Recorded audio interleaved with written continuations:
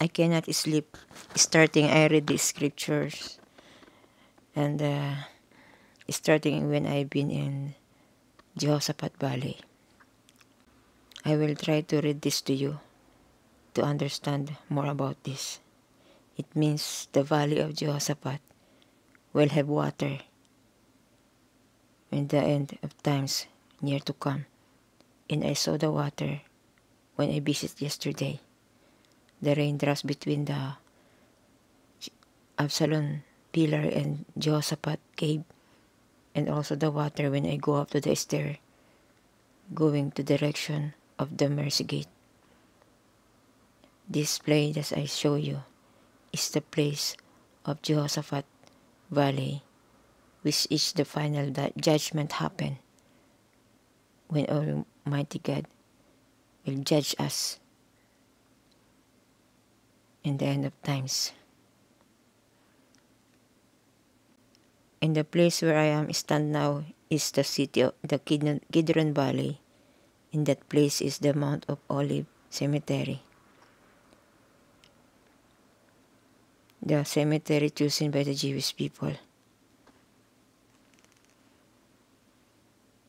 And below of that cemetery is the Jehoshaphat Valley, which is written in this scripture. Which I understand that there is a water flowing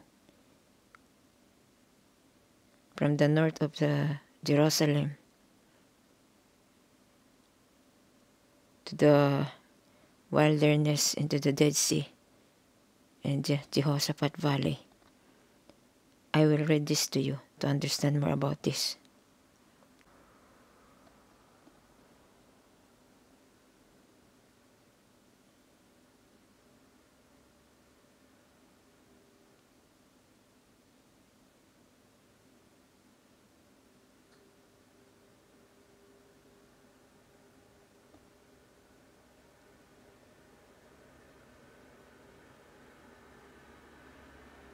The lowest part in between the Mount of Olives Cemetery and then to the Jerusalem, the lowest part is called the Jehoshaphat Valley, which is the God will going down there and will judge the people there. Maybe also the dead will be judged.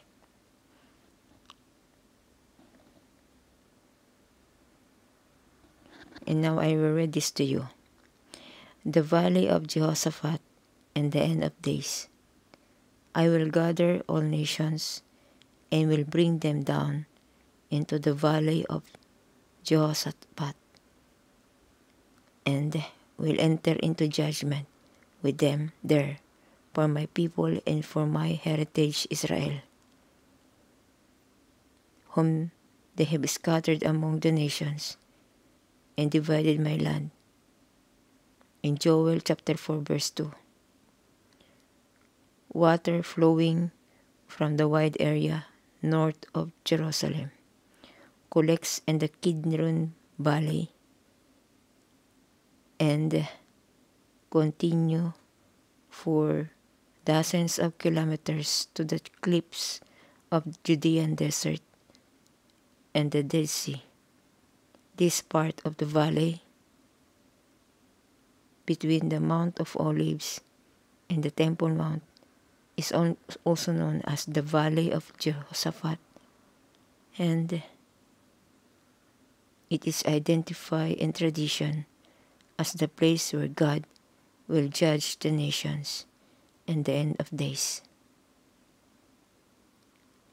Jewish legends recounts that at the end of days, a great bridge will appear above the valley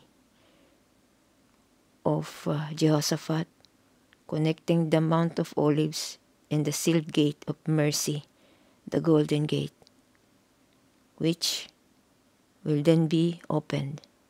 The righteous will pass over the bridge unharmed, while the evil will fall to the Gehenna. It means when the ends of time will coming, there were a flowing water wide area north of Jerusalem collects in the Kidron Valley. Water flowing from a wide area north of Jerusalem collects in the Kidron Valley and continues for dozens of kilometers. And this is the way. This is in this video. This is called the Jehoshaphat Valley. Continues to the Jehoshaphat Cave, which is I saw a miracle of flowing water from heaven, drop of water from heaven, and then when I go up and the stair, going to the direction of the Golden Gate, that small stair go up there with trees. I saw a flowing water from the stone. I don't know. I asked why there is a water there. And later you will see that. And now I asking myself, is the prophecy is now starting to fulfill? This is my question. And I will try this to read to you in Tagalog to more understand about this place. Lambak ng Jehoshaphat at ang katapusan ng mga araw. Aking pipisanin ang lahat ng mga bansa at aking ibababa sila sa libis ng Jehoshaphat. At ako'y hahatol sa kanila doon dahil sa aking bayan at para sa aking mana na Israel na kanilang pinangalat sa mga bansa at hinati ko ang aking lupain. Joel chapter 4 verse 2. Ang tubig na umaagos mula sa isang malawak na lugar sa hilaga ng Jerusalem ay nag-iipon sa Kidron Valley at nagpapatuloy ng 12 ng kilometro hanggang sa mga bangin ng Judean Desert at ang Dead Sea. Ang bahaging ito ng lambak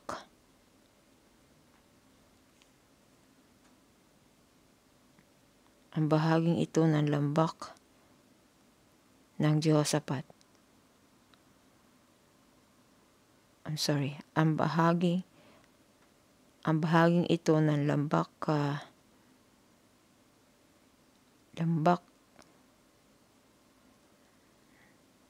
sa pagitan ng bundok ng mga olibo at bundok ng templo ay kilala rin bilang lambak ni Jehoshaphat.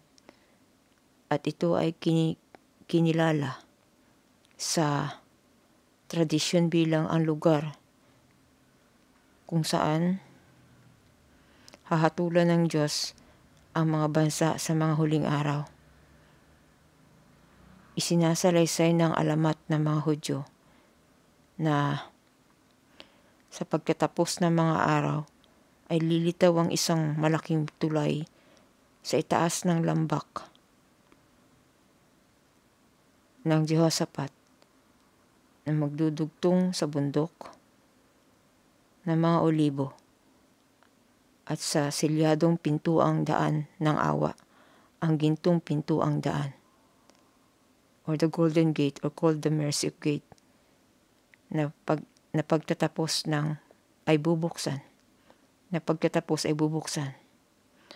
Ang matuwid ay dadaan sa tulay na walang pinsala, habang ang kasamaan ay mahuhulog sa Gehenna. It means that is called as impyerno, Gehenna. Ang pumasok sa isip ko dito, yung pong makikita nyo pong Golden Gate, ay may lilitaw dyan na isang great bridge. Magkakaroon ng tulay mula doon sa Golden Gate patungo doon sa Mount of Olive. Kung lalagyan nyo ng tulay, kailangan lagyan po ng malalaking poste para hindi maputol ang tulay.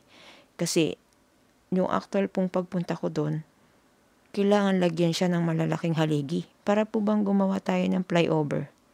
Yun ang imagination ko doon. Parang kailangan gawa ng malaking flyover kung pupunta kayo papunta sa yung papuntang airport, may tinatawag na skyway. Parang ganon ang imagination ko. Tapos lalagyan siya ng malalaking poste para hindi mabali. Pero yun, ang imagination ko doon, siyempre Panginoon ang nun, hindi natin alam kung Panginoon ang gagawa or merong isang magaling na taong gagawa nun o Panginoon. Na ang dadaan lang dun ay yung mga tao talagang righteous, na hindi sila masasaktan dun, basta sila makakatuloy dun sa bridge na yun. At yung mga masasama, kahit pilitin nilang umakit sa bridge, mahuhulog sila at mahulog sa impyerno. It means, yung Jehoshaphat Valley, dadating ang panahon sa paghahatol ng Diyos, yun ang impyerno. Pero nung pumunta ako doon kahapon, may umaagos na tubig na malalaki mula sa langit. Sinasalo ko siya. Tapos nung umakit na ako doon sa may natawag na City of David, yung may hagdanan po doon na may nakita nyo na Kidron tent. Tumawid ako doon, naglakad ako, na akala ko nga wala nang umakit doon, kaya tinutubuan na ng damo nabubuhay yung mga halaman Kaya pala nabubuhay yung damo, ay may tubig doon sa may pataas na hagdan na yun. Yung pader na nakasil doon sa may hagdan na pinaakitan ko, na binidyohan ko pa po ng yun yung may halamang nakabitin na namumulaklak na violet. Nakita ko siya na may umaagos na tubig doon. Kaya naisip ko, dadating ang panahon, magkakatubig yung yung parang lambak na yan na dinaanan ko, yung pinakamababang lambak. Kasi ayon po dun sa susunod ko po ipapakita ko po sa inyo yung kabuuan doon sa pagpunta ko po doon sa Arab Cemetery. Yung Arab Cemetery, sila yung naka-attach doon sa Golden Gate. And then nung pumunta ako doon sa Southern Wall, na nandoon yung kauna-unahang Al-Aqsa, at nandoon yung archaeological museum ng mga Jewish, na makikita nyo doon kung ano talaga yung kasaysayan ng Jerusalem. Ang Jerusalem po pala ay nakalagay, ang templo na yan, ang buong Jerusalem, ay nakalagay sa pinakatuktok ng bundok. Kaya mataas po yung Jerusalem. Pinantay po yan ni King David, ni King Herods pa noon, tapos nila King David, maraming mga nag-conquer. Pero yan, pinantay. Talagang ginawa ng kantong bakod na sementado. Kaya kung pupunta po kayo sa Mount of Olives, dun yung makikita na nasa taas ng bundok ang Jerusalem. Kaya yung pababa na yun, dadating ang panahon, magkakatubig yan. Aagos sa puntang Dead Sea. Hindi ko pa po kasi napapasyalan ang way from the Jerusalem, Mount Olive, going to Dead Sea. Kasi meron pong tinatawag doon na Jericho Road, maaring doon ang daan. Sa ngayon, hindi ko pa po alam. Kaya mula nung nakarating ako dito, parang naging interesting sa akin. Kasi nandiyan ang totoong kasaysayan mangyayari sa daigdig ayon sa Biblia. Kaya itong mga nandiyan nakalagay na mga patay, mabubuhay sila. Bubuhayin yan ulit, hahatulan dyan.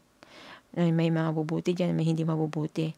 Ang ilan dyan magpupumilit umakit dun sa Great Bridge na lilitaw dyan, na magkukonekta sa Mount of Olive going to the Golden Gate na magbubukas. Mahuhulog sila dyan sa baba kapag masama sila. Kaya tayo yun, tayong mga tao. Kaya nakakatakot din. Kaya hanggat maaga, magrepent na. Gumawa na ng mabuti. Hindi ko basta parang lalong naging palaisipan sa akin yung mga lugar na ito. Kung hindi mo mapupuntahan talaga yung lugar na nakasulat sa Bible, hindi mo mauunawaan. Nung pagpunta ko dito, doon ko na naunawaan. Yan, yung may mga parang puno na yan. Yan ang magiging ibangin. Yan nakasulat. Alam niyo po ba kung bakit? Ang naging parang landmark nila ay yung Gethsemane, yung Jerusalem Temple, at yung mga nakatayong pillar na katulad ng Absalom Pillar in Cave of Jehoshaphat. Kaya diyan talaga sa lugar na yan mangyayari. Ipagdasal na lang po natin ang mga yumaong naririyan na patawarin sila sa kasalanan. Alam naman po natin, ang impyerno ay walang katapusan na paghihirap ng tao. Talaga pong susunugin. Kulay apoy talaga, pulang-pula. Tayong lahat ay makasalanan. Tayong lahat ay hahatulan. Kaya may panahon pa tayo magsisi habang tayo buhay. Habang tayo nabubuhay.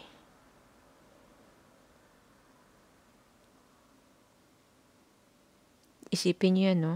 Ang Golden Gate mataas yan. Connected to the Mount of Olive.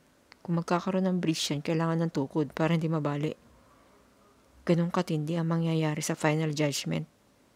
Kahit gumapang ka dun sa haligi, hindi ka makakaakyat. Kung hindi ka karapat-dapat na righteous na dumaan doon sa tulay na yun. Ibig sabihin, the throne of God is inside the Jerusalem. Talagang nasa gitna ng Jerusalem po ang throne of God na nandun po yung bato na tinayuan ni King Solomon na altar ay nandun po sa Al-Aqsa. Yung bato na yun, nasa Golden Dome. Doon po ay hindi talaga tira, hindi po talaga dasalan yun, kundi naging museum po yun. Ang pinakandasalan po talaga ng Al-Aqsa ay yung kulay gray na nasa southern wall ng Jerusalem na malapit po doon sa Rabbi Stair na pinuntahan ko. Sa mga susunod po na aking vlog, makikita nyo po yung Rabbi Stair. Narating ko po yun na kahit mag-isa lang ako. Kaya siguro pinarating ako doon para ibahagi ko sa inyo ang natuklasan ko dito sa lugar na ito.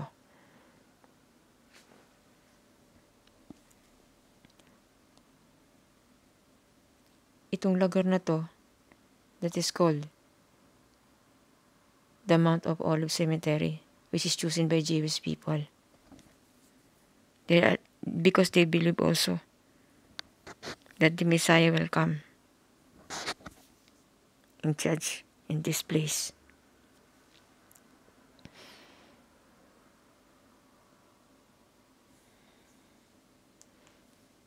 Another scripture that I read to you is the scripture written in the Jewish cemetery wall that I read.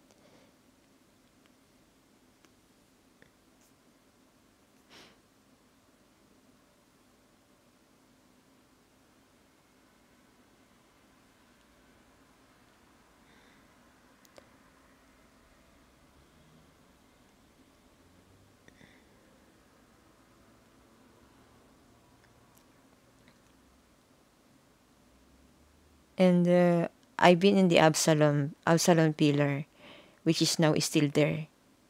And it is written in the 2 Samuel chapter 18 verse 18. I read in the wall of that place, Jewish cemetery. It's written, now Absalom in his lifetime had taken and reared up for himself the pillar which is in the King's Valley, and it's called Absalom's monument unto this day.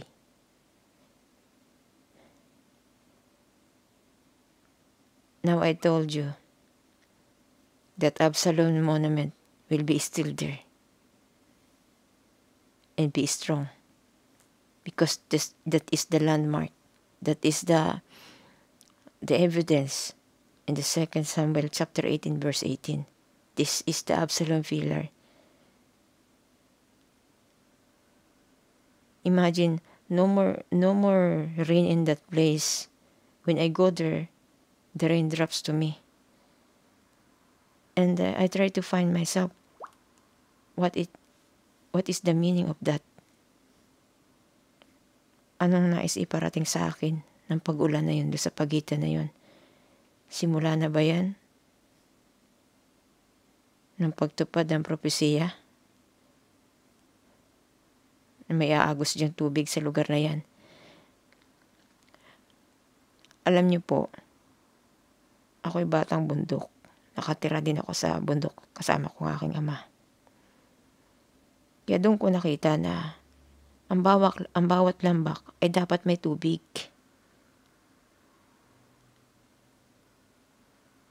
Maaaring kapag nabuhay na ang lahat ng bukal, nasa Revelation din yun na mabubuhay ang lahat ng mga bukal. Pero ito ibang pamamaraan itong nangyaring nakita ko. Umulan ng malalaking patak. Sa gitna ng kainitan na yan. At kitang-kita yan ng camera ko. Dahil nag-iisa lang ako dyan. Nilakasan ko ang loob ko kasi may mensahe yan, hindi ko alam kung ano.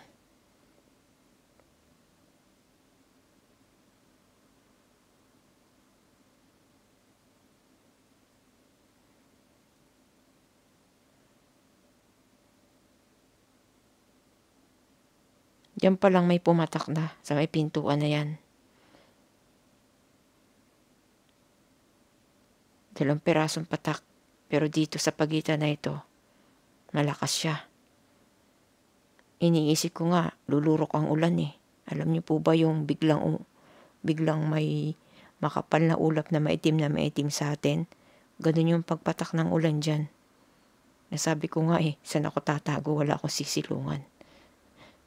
Maraming ulan yun, malalaki. Ayan, kita po sa camera yan na may pumapatak na ulan.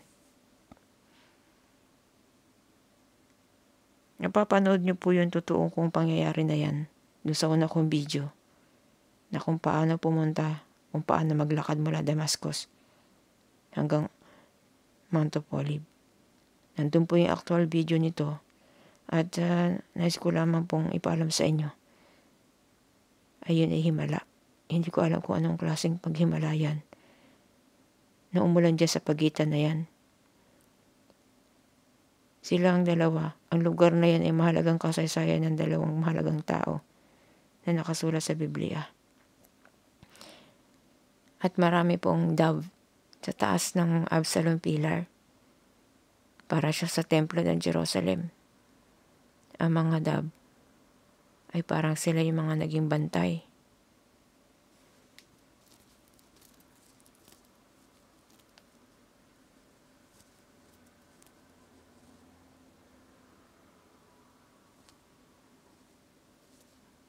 Maliwanag ang langit, pero nagtataka ako bakit ganun. Bakit umulan? Wala na siya. Sa pagpasok ko lang yun, may umulan. Tapos nawala na.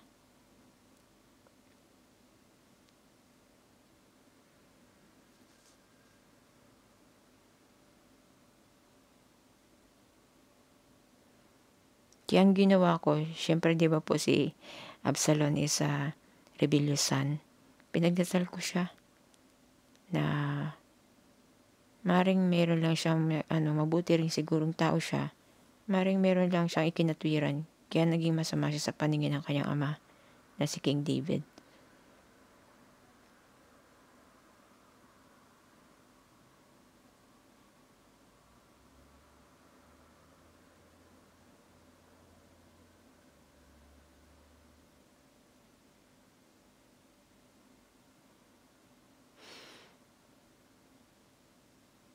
Ang mga bato na yan ay totoong dapi.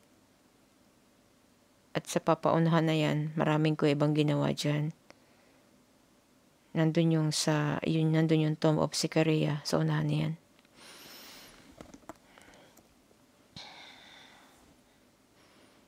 Kaya pala maraming mga nagba-Bible study na pumupunta sa lugar na ito. Siguro kahit pailang ulit na akong pumarito o may magpasama, maikikwento ko yan kung ano talaga yan, lugar na yan. Akala ko ganun lang yan. Pero naisip ko yung Absalom Pillar na yan ay habang panahon. Hanggang dumating yung final judgment. Hindi yan mawawasak kahit sirain yan yung tao. Hindi yan basta masisira. Dahil yan ang landmark. Nilagay talaga yan dyan Nagkaroon talaga siya ng suwal na anak para maging kasangkapan natin sa ating generation para sa revelation.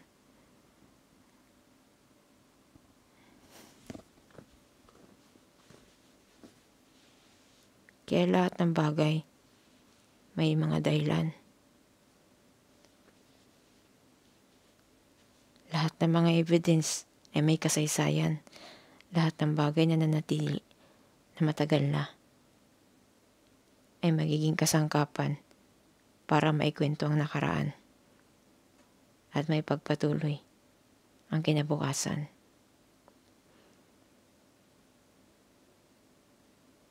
Samahan niyo po akong akyatin ko yung hagdanan pataas para makita niyo ang kabuuan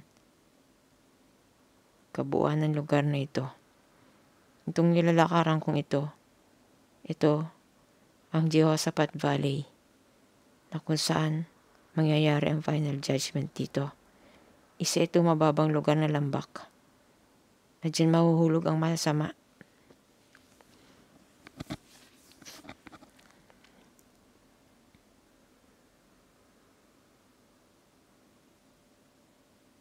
Nawa makarating dito ang lahat ng tao sa mundo. Nawa magkaroon ng pagkakataon ang bawat isa, hindi lang Kristiyano, na makilala ang lugar na ito para makilala nila si Kristo, para maligtas ang kanilang mga kaluluwa rin.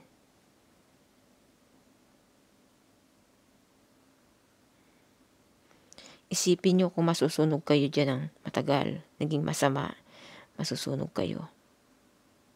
Ramdam niyo yung apoy at init sa katawan, pero hindi kayo namamatay. Habang buhay kayo, susunugin kayo. Kung kayo may masama, walang katapusang pagsunog. Nasasabihin mo, ayaw mo na. Gusto kong uminom pero walang magbibigay sa inyo ng tubig para uminom.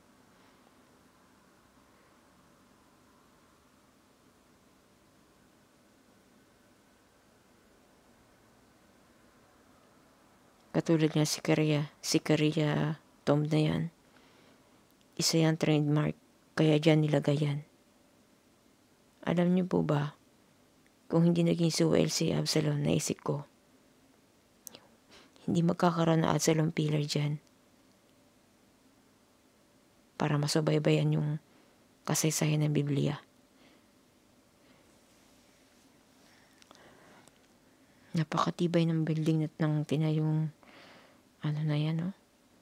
Sobrang tibay.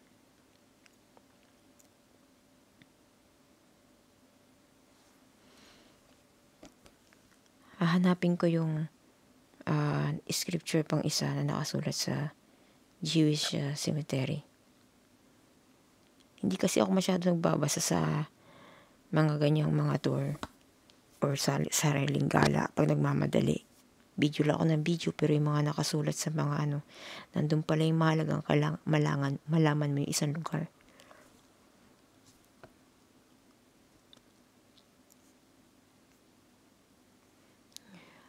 What's this?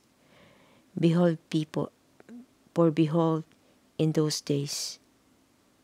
This is written in the wall of Jewish cemetery. Joel chapter 4 verse 1 to 2. For behold, in those days and in that time when I shall bring back captivity of Judah and Jerusalem, I will gather all nations and will bring them down into the valley of Jehoshaphat, and I will enter into judgment with them there.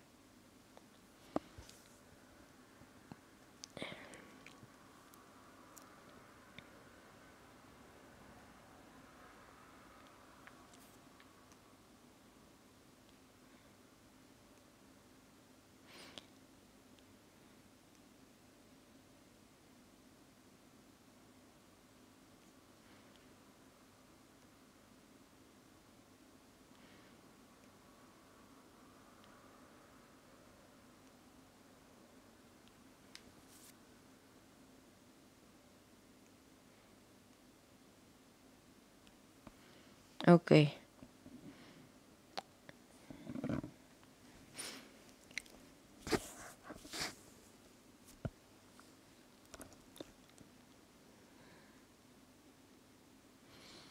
When I touch that pillar, I estimate that pillar is very strong.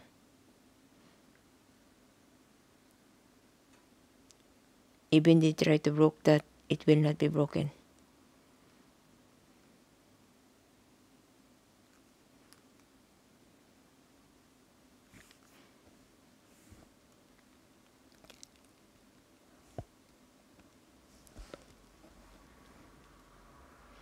I want to check the, what do you call this? The another scripture that I read in the Jewish cemetery wall. Okay.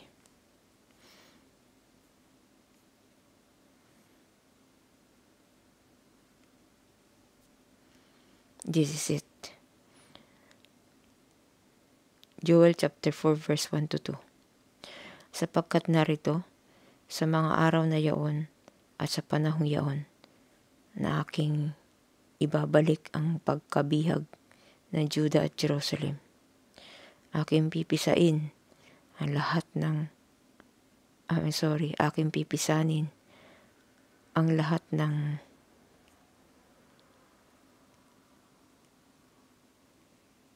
mga bansa at aking ibababa sila sa libis ng Jehoshaphat at ako ay papasok sa paghatol sa kanila doon.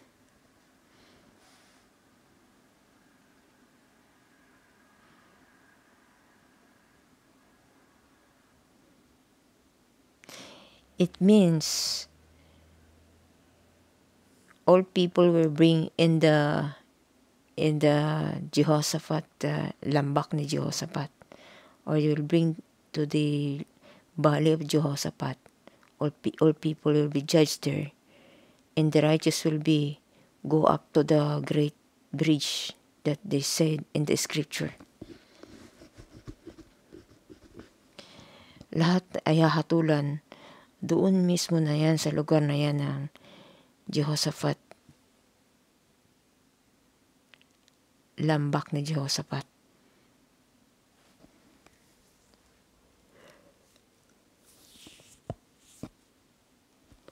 At magkakaroon ng great bridge, madakilang tulay mula sa Mount of Olives patungo dun sa Golden Gate na yan. Imagine niyo na may tulayan ngayon. At hinahatulan na ngayon ang masama at mabuti. Pag alam na kayo ay mabuti, makakaakit ka dun sa bridge na yun at hindi ka masasaktan at hindi ka mahuhulog. Ngayon, yung mga masasama na gustong umakit sa bridge, hindi sila makakaya at matuhulog sila dyan sa lambak ni Jehoshaphat. At masusunog sila sa impyerno. Ganun ang style ng judgment ng Panginoon sa kanyang pagdating. Kahit pa inilapit nila yung kanilang sementeryo sa lugar na yan, for example, nandun sa wall na yan yung Arab cemetery, kahit pa ikadikit-dikit nila yan, babasahin ng Diyos ang ating puso kung gaano tayo kasama. Kapag natuwa siya sa ating mga damdamin, padadaanin tayo dyan sa tulay na sinasabi na hindi ka masasaktan.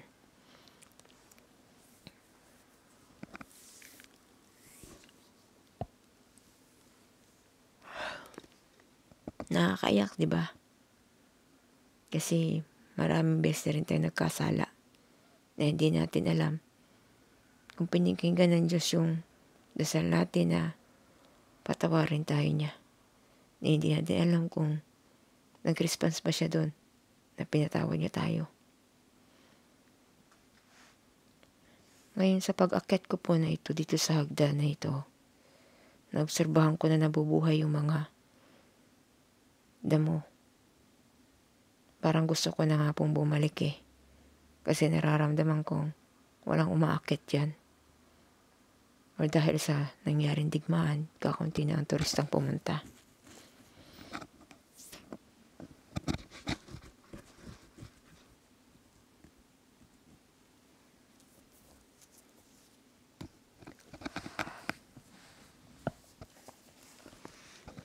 May tubig na umaagos doon. Hindi ko alam kung kanal ba yan doon o dapat may butas.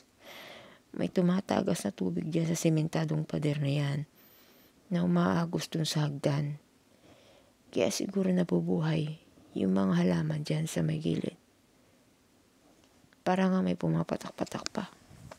Hindi naman naulan.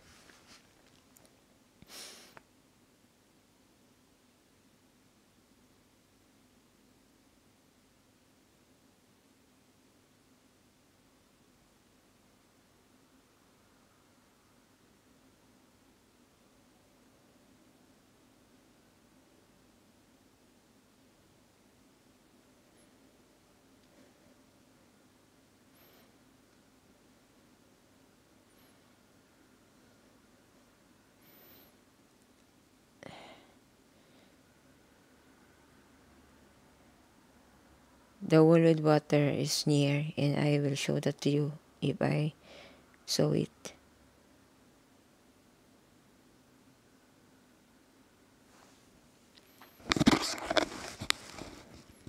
That is what I said.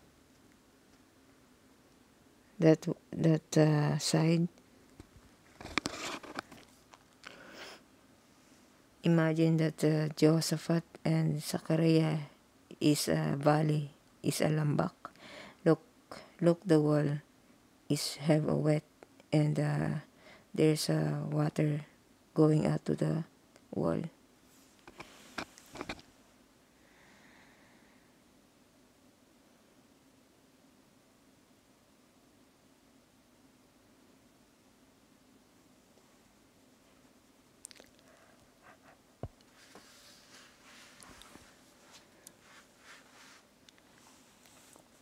Marami pa akong hindi natutuklasan sa lugar na yan.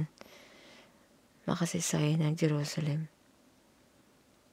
Kaya kapag may mga time ako, babalik ako dyan.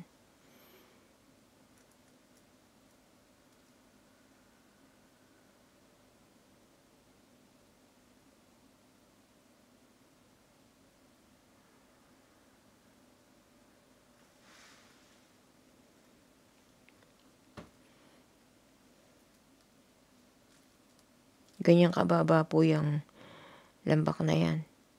At mataas itong inaakatan ko. Ang ibig sabihin po niyan, pag dumating ang Misaya bumalik, magkakaroon ng earthquake yan. Kaya makakrak yung gitna.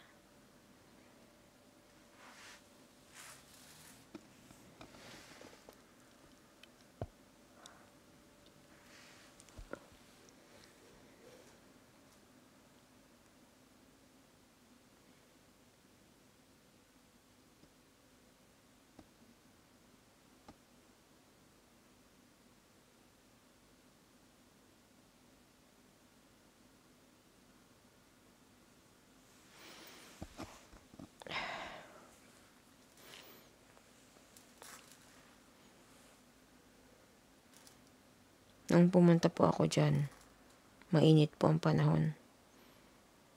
Hinarangan ng Panginoon yung araw ng ulap. Kaya yung lugar na pinuntahan kong yan, hindi ako masyadong nainitan dyan. Mainit pero dahil nawala ang ulap, binalik ulit ng Panginoon.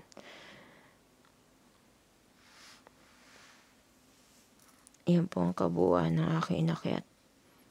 Napakataas at mababang lugar ang Jehoshaphat Valley at Salon Pilar.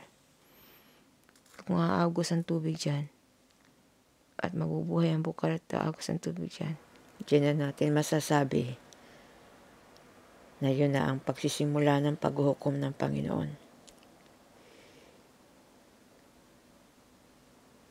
Sabi nga doon sa napasok kong archaeological museum ng mga Jewish, it's better to step your feet in the stone of in this place of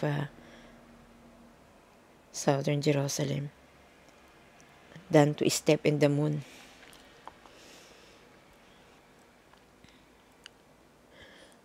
Talaga pong kapag nakarating ka sa Jerusalem, kahit pigilan mong isara ang iyong bibig at manahimik, pilit itong bubuka para ibalita sa inyo ang magandang balita na aking nasaksihan sa lugar na kung saan mangyayari ang huling paghukom ng Panginoon sa lugar na ito. Napakaliwanag, napakaliwalas nung dumating ako sa lugar na yan. Ang hindi ko makalimutan ay nung pumunta na ako sa pagitan ng Absalom Pillar at ng Jehoshaphat Valley. Bumusang ulan sa pagitan nito at ako'y nagulat. Maraming salamat po sa panonood, and I wish you will continue watching this vlog. And my story next time, the story about the Golden Gate and the Arab Cemetery, and also the Rabbi Stairs. Thank you for watching. Bye-bye.